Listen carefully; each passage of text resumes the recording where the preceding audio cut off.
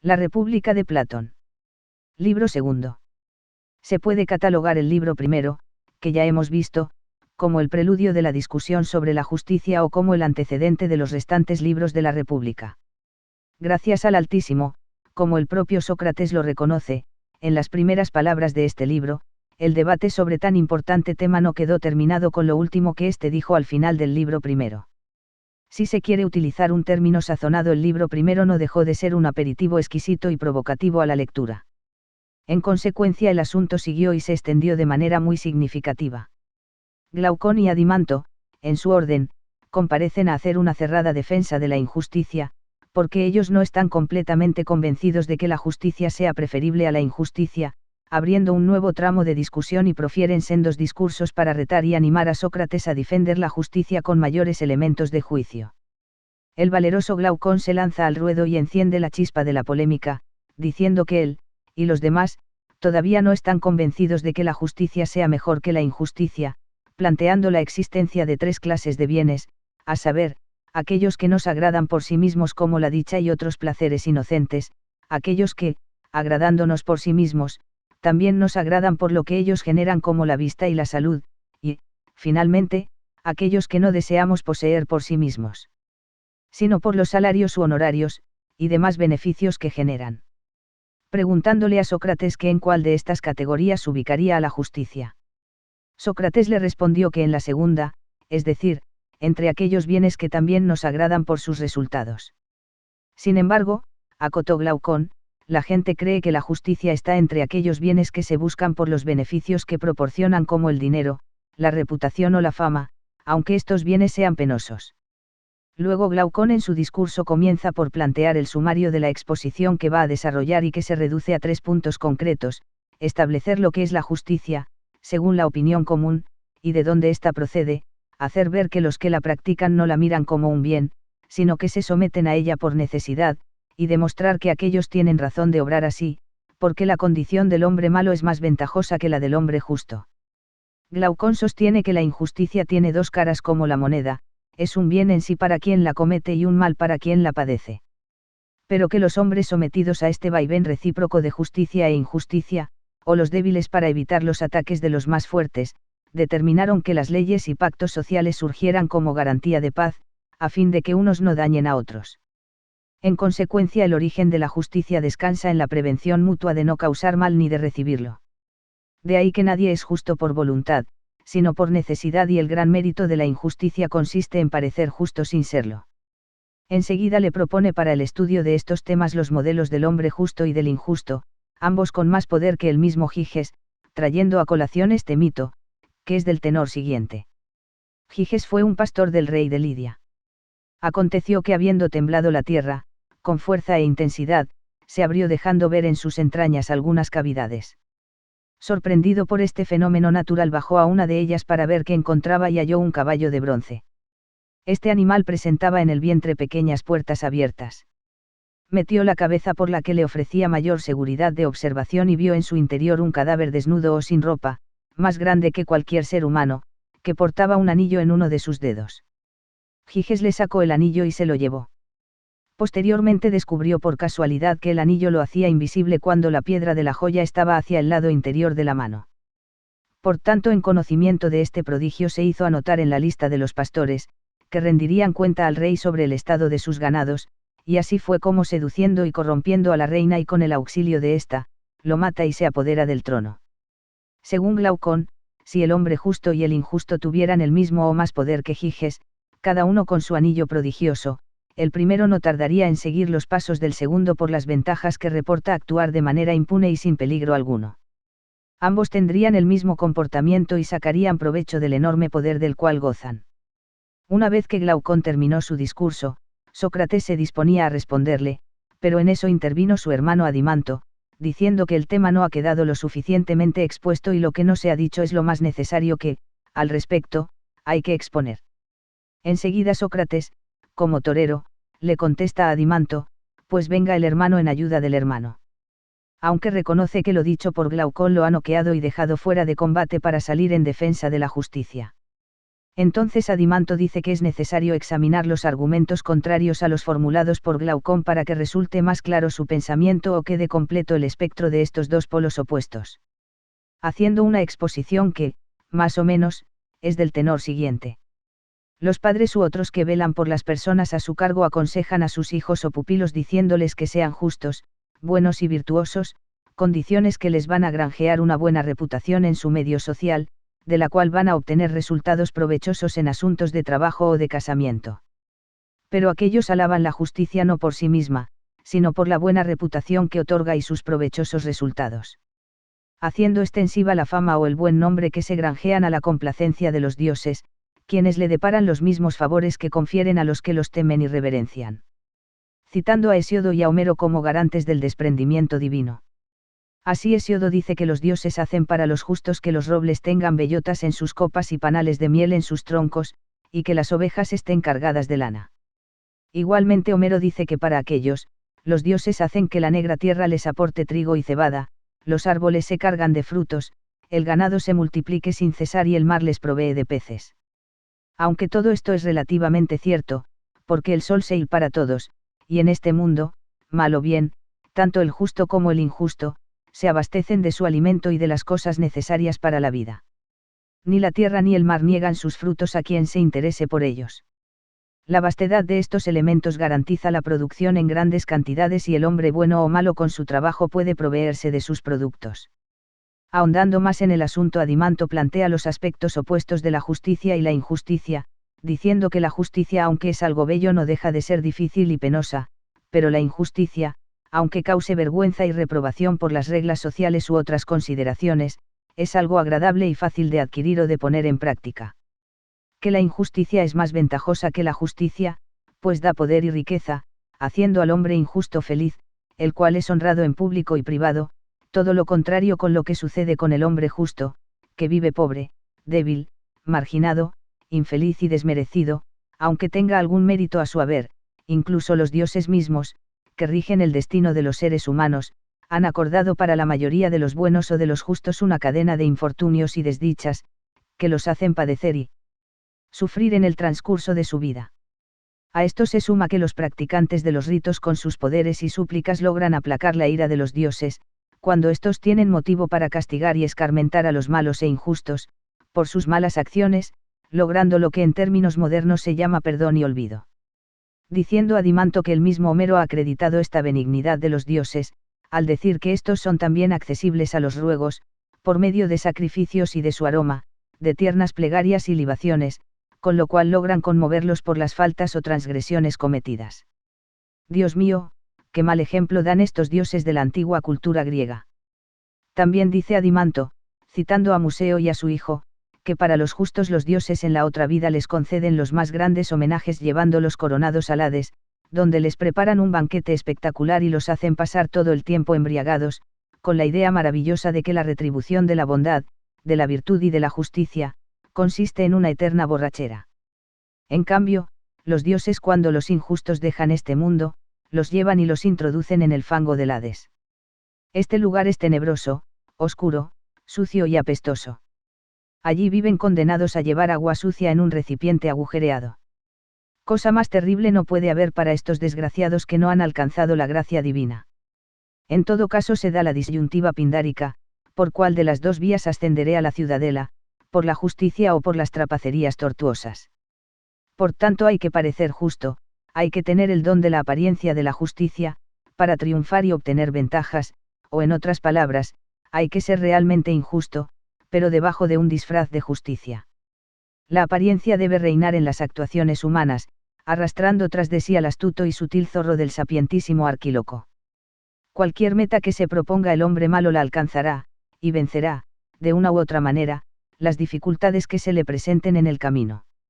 El triunfo preside sus pasos y cualquier transgresión que cometa, por más grave que sea, quedará impune ante los dioses gracias a las iniciaciones y ritos purificatorios, sacrificios y plegarias, que se hagan a favor de aquellos, según las enseñanzas y recomendaciones de los poetas y sabios antiguos. Solamente en dos casos excepcionales el hombre no podría cometer injusticias, por inspiración divina o bien por haber obtenido acceso a la ciencia. En los demás nadie es justo de manera voluntaria, y solamente por cualquier tipo de debilidad, como la vejez o la cobardía, las personas no realizarían acciones injustas. Finalmente Adimanto manifiesta que la justicia siempre se ha alabado por los beneficios que de ella se derivan como la reputación, los honores y las dádivas. Pero jamás nadie ha demostrado que son en sí la justicia y la injusticia, dentro del alma donde moran, y que la una constituya el más grande de todos los males y la otra el supremo bien. En consecuencia lo conmina a Sócrates para que sus argumentos no solo demuestre que la justicia es superior a la injusticia, sino que la una produce el bien y la otra el mal, respectivamente, al margen de cualquier consideración que derive de ellas, suprimiendo en ambos casos la reputación verdadera y añadiendo la falsa, para no decir que elogia lo justo sino lo que parece justo y que no censura lo que es injusto sino lo que parece injusto, recomendando ser injusto ocultamente. Esta fue la precisa, concreta e inobjetable petición que le hace Adimanto a Sócrates. No era para menos porque, según Adimanto, Sócrates se ha pasado toda la vida examinando dicha cuestión. Ante tales discursos la reacción de Sócrates fue de satisfacción y júbilo, añadiendo que Glaucón y Adimanto eran hijos de un padre ilustre, y ambos se habían distinguido en las jornadas de Mégara, razón por la cual un amigo de Glaucón los catalogó, en la elegía que escribió sobre ellos, como descendientes de una raza divina. Considerando que aquellos jóvenes habían experimentado alguna sensación de las esferas celestes o de los altos cielos para que se expresen de la manera que lo hicieron, porque realmente en el fondo defendieron la justicia al establecer las argumentaciones contrarias a ella, con el objeto de que quede al descubierto lo que debería examinarse con mayor detenimiento, a fin de consolidar sus monolíticas bases y proclamar su indiscutible imperio. Entonces Sócrates les propone a los hermanos Glaucón y Adimanto investigar conjuntamente lo concerniente a la naturaleza de la justicia y de la injusticia. Para este efecto propone crear un estado mentalmente, imaginario en todo caso, con sus indispensables ingredientes, pues de repente pueden descubrir cómo de él nacen aquellas categorías que se proponen investigar. Así que bajo la batuta del maestro y las acotaciones o preguntas de los hijos de Aristón concretan que las bases del Estado están constituidas por las necesidades mutuas de alimentación, habitación y vestido, entre otras de menor importancia. Además se determina que cada persona debe ocuparse de su propio oficio, el cual lo ejerce por haberlo aprendido, sin tomar otro que no es de su incumbencia o competencia. Por tanto el artesano se dedicará a su artesanía y el labrador a su labranza. Igualmente, en sus respectivas habilidades, los carpinteros, herreros y otros obreros.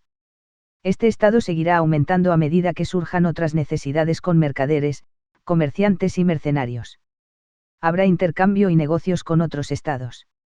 Se venderá, comprará y revenderá. Será indispensable la moneda, signo del valor de los objetos cambiados.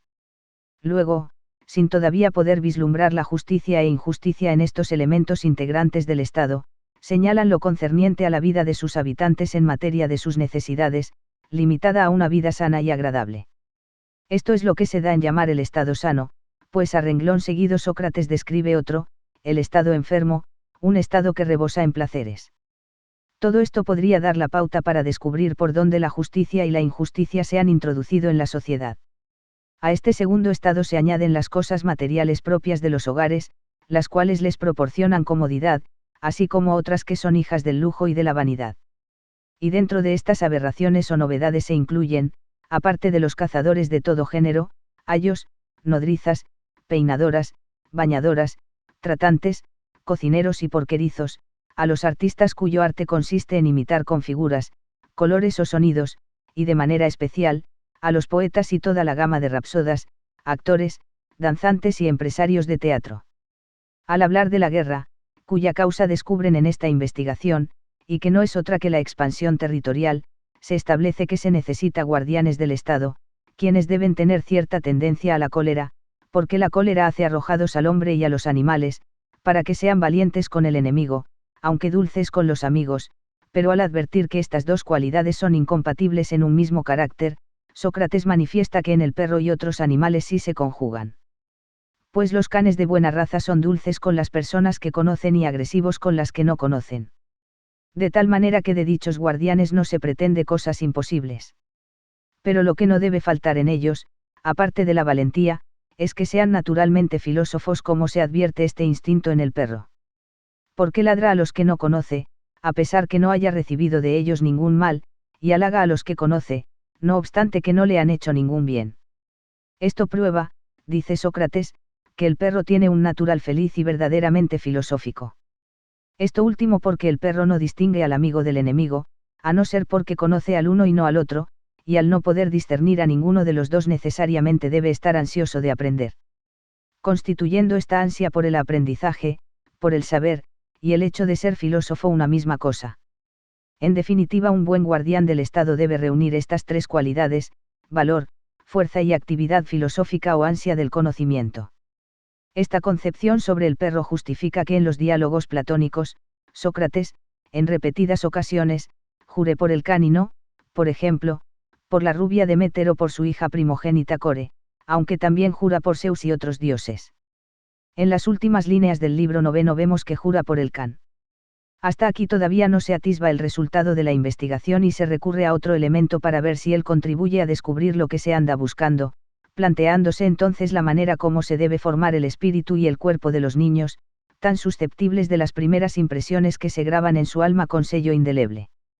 Es decir, se aborda el asunto de cómo criar y educar a los que van a formar el estado platónico. La educación de la niñez ocupa aquí su espacio, una de las más importantes funciones del poder público. En este punto, sin preámbulo ni retórica, se ratifica la educación que se viene impartiendo entre los griegos, esto es, la formación del cuerpo mediante la gimnasia y la del alma mediante la música, concordando que esta última merece ser tratada en primer lugar como en efecto así lo hacen. Pero lo que me resulta raro y sospechoso es que dentro del tema de la música incluyan los discursos. Esto da pábulo y viabiliza la crítica y la censura de las creaciones de los mayores bardos de la humanidad y de los mitos en general. Por ende, a propósito de música se mete de contrabando los discursos, las fábulas y otras manifestaciones culturales para pasar sobre ellos el hacha de la destrucción. Con este antecedente se ataca de manera radical a dichos creadores y a sus obras, porque se dice que éstas son esencialmente un tejido de mentiras como las de Hesíodo y Homero, que no contribuyen para nada a la educación de los niños, habida cuenta que en las almas de estos seres en formación las enseñanzas negativas se impregnan o quedan grabadas fácilmente, no permitiendo que la virtud se apodere de ellas como debería ser. Igualmente se ataca a los poetas antiguos y modernos, que con sus fábulas no hacen otra cosa que divertir al género humano. No me aparto del fuerte argumento socrático respecto a la enseñanza que se debe impartir a los niños, cuyas almas no pueden estar expuestas a grabar situaciones de violencia o de historias falsas o verdaderas, que vayan en contra de su buena formación, pero me parece que una vez que alcancen la edad adecuada y puedan discernir y razonar sobre cosas de esta naturaleza, no es justo ni conveniente que se los prive del conocimiento de las obras inmortales que han producido los más grandes creadores de la antigüedad y que a lo largo de los siglos alimentan el espíritu humano. Entre las cosas que no se deberían enseñar o, por lo menos, hacer mutis por el foro están, por ejemplo, entre los mitos mayores, la gran mentira de Hesíodo, quien dice que Urano devoraba a sus hijos y que Cronos, dios de mente retorcida, se vengó de él cortándole los genitales, las supuestas guerras entre los dioses o la representación de ellas en bordados o gigantomaquias, el encadenamiento de Hera, la diosa de los brazos de nieve, y el hecho de que su hijo Hefesto, el divino cojo de ambos pies, haya sido arrojado por Zeus de los umbrales del Olimpo, cuando pretendió defender a su madre, habiendo rodado todo el día hasta que cayó en la isla de Lemnos donde los sintios lo recogieron y auxiliaron. Aclarando Sócrates que como ellos no son poetas, sino fundadores de un estado, no les corresponde componer mitos, lo que les corresponde es establecer las pautas a las cuales deben someterse los bardos en la composición de sus fábulas u otras creaciones, en otras palabras, más crudas y menos sofisticadas, les compete la fiscalización del pensamiento, el control de las ideas, la censura previa, la limitación de las facultades del espíritu, el incremento de los eslabones de la cadena de la represión, la frustración del vuelo hacia regiones más abiertas y más profundas, la prohibición de soñar remontando la realidad, y finalmente la construcción del muro de la vergüenza para que la actividad artística, cultural, política o de otra naturaleza se desarrolle en los estrechos límites de una prisión. Partiendo de la idea motriz de que Dios es bueno se establecen dichas pautas. Así, los dioses deben representarse realmente tal como ellos son, bien sea que la representación se efectúe en prosa lírica, versos épicos o en la tragedia. Además no se debe hablar de Zeus como que tiene el poder del bien y del mal en sus manos como cuando se dice, 2 toneles de suertes distintas yacen en el suelo frente al cronida, el uno con dichas, el otro con desdichas. Si este Dios da una mezcla de ambas suertes, el destinatario de ella indistintamente recibe el bien o el mal, pero cuando le concede los males diferenciados está condenado a una triste miseria que lo hace vagar y padecer sobre la divina tierra. Por ende no se lo debe presentar como dispensador de cosas buenas o de cosas malas. En esta misma perspectiva no se puede atribuir a Palas Atenea y a Zeus, las transgresiones a los juramentos y pactos que hizo Pándaro, a Temis y al Cronida que hayan propiciado una acalorada disputa entre los dioses y el consiguiente juicio, o que algún dios haya sido la causa de los sufrimientos y padecimientos de Níobe, de los pelópidas o de los troyanos. Estableciéndose finalmente, respecto de los dioses, 2 leyes que son las siguientes. La primera dice que los ciudadanos deben reconocer, bien sea cuando hablen o escriban, que los dioses no son autores de todas las cosas, sino solamente de las cosas buenas. La segunda dice que, respecto a ellos, se prohíbe hablar o escribir como si fueran encantadores, que adoptan diferentes formas o que nos engañan con sus acciones o discursos.